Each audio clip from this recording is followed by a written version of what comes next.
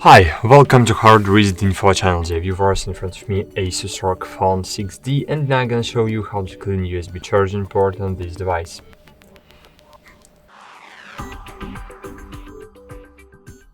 So, firstly, you need to remember one rule: never use metal objects to clean the connector so as not to damage your USB charging port.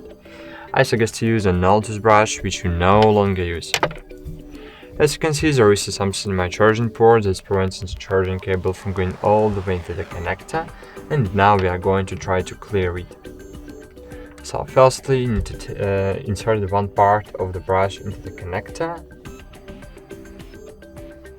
and then just pry the dirt out. That's it. Thanks for watching. Like this video, subscribe to our channel, and bye. See you.